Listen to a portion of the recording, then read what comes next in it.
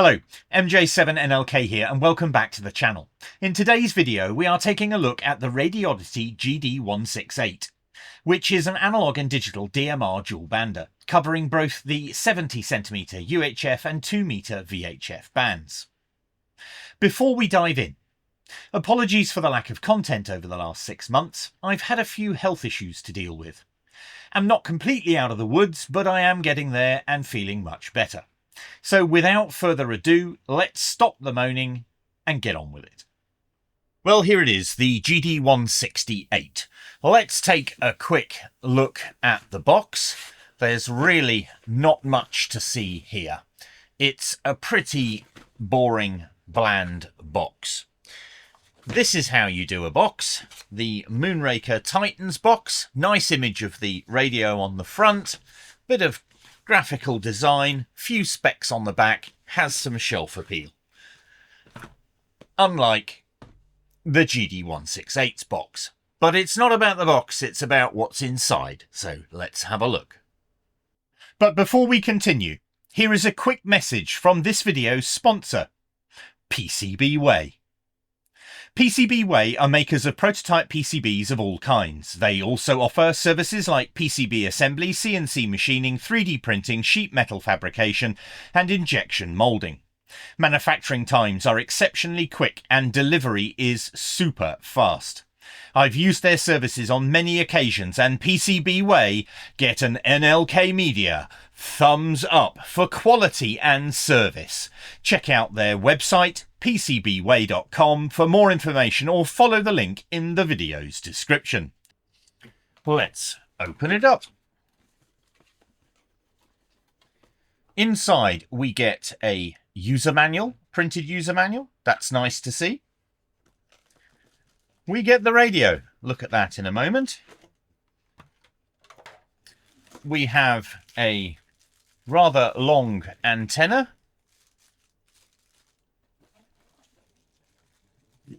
Two batteries, and I can see that this is the heavy duty battery, the larger capacity, and this is the slim battery.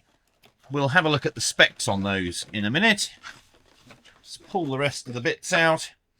I have a European, by the look of it, charger. It's certainly not a UK charger. That is of no use to me. Have a desktop cradle. That's nice. We have the belt clip, USB cable, and a stubby antenna. So looking at the radio itself, nice and small, nice and compact. It has a certain styling on the PTT button, which is very reminiscent of the Motorola radios, the DP series. They have this sort of grey ring around the PTT button. So, yeah, quite like it. Nice to see. It's quoted as a 5-watt radio, and that's a 5-watt VHF and 4.5-watt UHF. There are 4 power settings: super high, as mentioned before, high, which is 2.5 watts, and medium, which is 1 watt. Low power is 0.5 watts, which is really handy if you're close to a repeater and you don't want to blast unnecessary RF. It has a full colour screen. It's been updated from its big brother to have USB-C, which is lovely to see. And its bigger brother, of course, is the 878, which we'll come back to in a little while. It's nice to see that the belt clip attaches to the radio itself and not the battery. Lots of radios have them on the battery, which is a pain, because if you have multiple batteries, you need multiple belt clips. So this attaches to the radio. I like that. That's nice. The 2 antennas, you have the unfeasibly long 38cm whip, and you have the stubby, which I guess most people will use, which is the 13cm long. Both antennas are female SMA, and the radio has a male SMA socket on it. The 2 batteries, you can see those here. One is the Chonkus Big Girl, and this is a 2600 mAh battery. And you have the slim battery 1800 mAh. So nice that you get two batteries with the radio. That's really good. The 168 supports 10,000 talk groups, 4,000 channels and 500,000 contacts. The current DMR database has approximately 290,000 contacts, so plenty of headroom, and that's comparable with the bigger brother. It has 9 frequency steps supported from 2.5K to 50K, and the radio is a DMR Tier 1 and Tier 2 compatible device. FM broadcast radio is also supported, which is really nice to see. The radio also includes a simple satellite prediction function, which is a bit niche but could be fun if you like working with satellites. To use a DMR radio, you need to register and get a DMR ID. You can do this at radioid.net. You need to have your allocated amateur radio call sign and provide your ham license schedule. And you'll be able to get registered and get an ID number. It's quick and easy to do. Now, the more observant of you will have noticed that the GD-168 looks an awful lot like the Anytone AT-D168UV. Well, that's because it's essentially the same radio, rebadged and sold by Radioddity. And there's nothing wrong with that. Radioddity are great, they've always been super helpful, they're well priced, they ship quickly and have a super support team. Anytone are not well known for the brevity of their radio naming scheme. The Big Daddy in the lineup, the totally awesome Anytone, wait for it, AT-D878UV II Plus is a fantastic radio. I will be referring to the GD-168, which is effectively an AT-D168UV, as just the 168 from here onwards, and the Big Daddy I'll be referring to as just the 878. So the 878 is a fully featured DMR radio that comes with GPS and Bluetooth built in. The 168 is its scaled down little brother, which is absent GPS and Bluetooth. Also missing is the top programmable button, and it does not support airband receive, unlike the 878. The 168 is selling for around £150, so shop around in your region for the best pricing. Radioddity claims that the 168 has a faster processor for shorter boot times.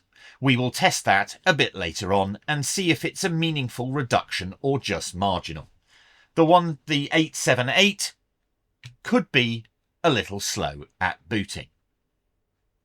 The 878 is the undisputed king of the hill in DMR radio, but the 168 is a very competent radio and has some improvements over the 878, so let's talk about those next. The 168 is not just a stripped down version of the 878 with some key features removed. There are some real improvements in the handset, which is great to see. The 878, the big brother, does have 2 programmable buttons on the front of the keypad, P1 and P2. You don't get that on the 168.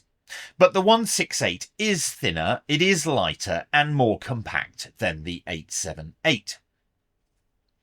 The 168 adds noise reduction on TX and RX, which the 878 does not support. You are supposedly able to restore the code plug from the 878 into the 168, but I imagine that will be a very painful export to CSV cut and chop exercise. But, we'll give it a go in the future at some point. The 168 supports analog APRS transmit with fixed beacon only, and does not do analog APRS receive. It supports digital APRS transmit and receive, but with fixed beacon only. So to be clear, APRS support in the 168 is limited. There is no analog RX and it's beaconing only. If you want full fat APRS, then go with the 878. The 168 also supports roaming and talker aliases, which are a useful DMR feature, especially if you move between repeaters or want your call sign transmitted with your signal. AES 256 and ARC4 encryption are supported, which is kind of interesting. Why bother with encryption for ham radio, as it's not permitted within your license? You need a business license to use encryption, and that kind of hints at the crossover between this being a ham radio and being used for business purposes. QDC 1200 signalling is supported on the 168, it's not supported on the 878, which is Anytone's version of Motorola's MDC 1200, allowing the radio to work with existing MDC 1200 systems. FCC Part 90 certification, which is for commercial radios in the US, further revealing its intended commercial use. Programming can be done via the USB-C without needing a Kenwood-style programming cable. The 168 supports up to 4 hours of recording on both analog and digital. The 878 only records on digital if memory serves me correctly. The 168 supports noise reduction, NRC, which the 878 does not support. The 168, as mentioned before, comes with an 1800 mAh slim battery, a 2600 mAh fat Chonkus battery. The 868 comes with a 3100 milliamp hour battery. You get the best of both worlds with the 168. You get the slim, sexy battery for the evenings and the chunky one that cooks a better breakfast in the morning. The menu system looks the same as the 878, which in my view is a bad thing. I never liked the menu system on the 878. I mean, it works fine, but it's a nest of long lists of options and acronyms. Not my cup of tea. Anyone who owns an 878 and is buying a 168 will feel right at home. Now let's do that important boot up test and see how fast it is. Okay, let's do the boot test. Let's turn them both on at the same time and let's see how they compare.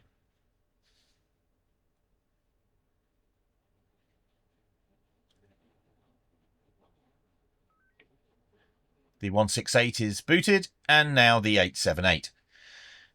Yeah, it's a bit quicker, but you know, we're talking maybe a second quicker, but quicker is good.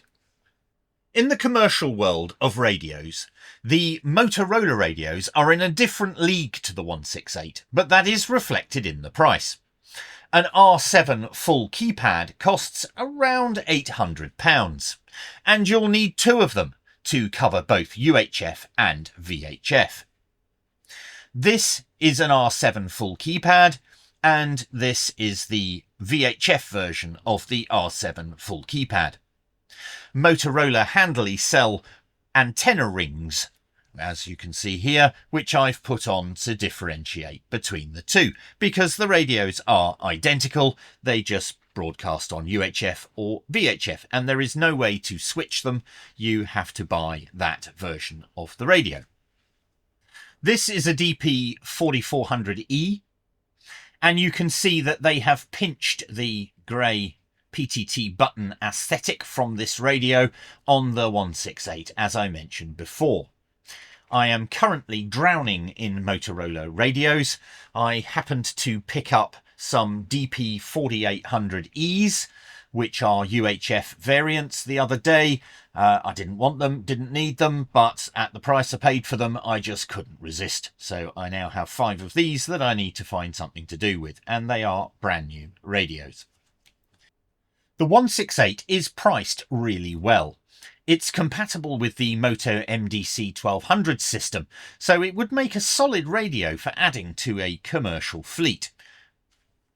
So we can try the test mode option that the 878 has and see if that is applicable on the 168. So we'll just turn the radio off and you hold down the number 1 key, the PTT button with both of those pressed, and then turn the radio on and keep them pressed, and we'll see if the radio goes into test mode. It does indeed, test mode, and then release. And then when the radio comes back from its boot, you'll see that at the bottom here, it's got the different modes, and you use the dial here to switch between them. And you'll see that if we look at mode 0, it's 400 to 480 megahertz. And if I start going up through the modes, that's 400 to 480, but it must have a difference. 430 to 440, 446 to 447, so you could put it in a PMR mode. And there's loads of different variations here of modes, and then it cycles back to mode 0. And then you just push the green, I think it is, and then turn the radio off, turn it back on again. So you're able to set that. You can probably set that in the CPS software, but you can set it on the radio by holding down 1 and PTT and turning the radio on. Okay, so now testing for spurious transmissions. We're 400 to 999 on the spectrum analyzer. I'm outputting on 435, and we can see it here, and we don't see up here anything appearing. So nicely filtered out on the second harmonic. So that's nice to see, nice and clean. And likewise, we'll test VHF. So we are transmitting here on 147, and you can see the transmission, and there is really very little to nothing at all on the second harmonic for that. So nicely filtered, nice and clean radio. Let's do a power test. Okay, let's do a power test. So this is VHF, got a VHF slug in, and let's have a go. So just slightly over 5 watts, just slightly over, absolutely perfect. Let's do the same for UHF.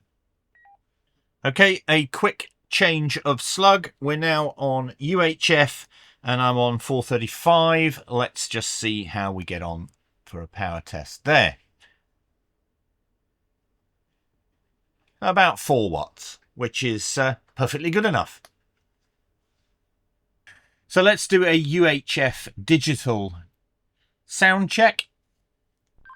Can I have a radio check, please? Radio check, radio check. I can hear you loud and clear. Over. Okay, let's do this the other way around. Can I have a radio check, please? Radio check, radio check. I can hear you loud and clear. Over. The audio is nowhere near as loud or as clear as the Motorola, but yeah, pretty good. If you've enjoyed the content so far, then please consider subscribing and liking the video. It really does help the channel out. This video has been quite difficult to make. I've been plagued with equipment failures, capture cards dying, cameras overheating. It's been fun. To sum up the first look at the GD-168, it's well built, nicely priced, offers a lot of features for the money. It's versatile enough for amateur use and could slot into a commercial setting, though it's nowhere near the level of sophistication of the Motorola R7 or DP series radios. But then again, it's a fraction of the price. The CPS software is functional but clunky, not as refined as the Motorola CPS 2.0 software, but still a step above many budget DMR tools out there. If you're coming from an Anytone AT-D878, you'll feel right at home here. It's lighter, more compact, and even adds some handy improvements like noise reduction, though you do sacrifice GPS, Bluetooth, and full APRS functionality. Overall, the GD-168 is a solid middle ground option. Not the king of the hill like the 878, and certainly not Motorola, but a competent, capable, and cost-effective DMR radio, and I think A lot of operators will enjoy it. Well, that's it for now. Please feel free to buy me a coffee. Details are in the description below, and thank you to everyone who has bought them for me in the past. If you have any questions or comments, then you know what to do in the comment section below. All I ask is that you keep it respectful. Trolls and nasty know-it-alls need not apply. I'll do my best to reply, but there may be a bit of a delay. Until next time, stay safe, stay happy. Catch you in the next one.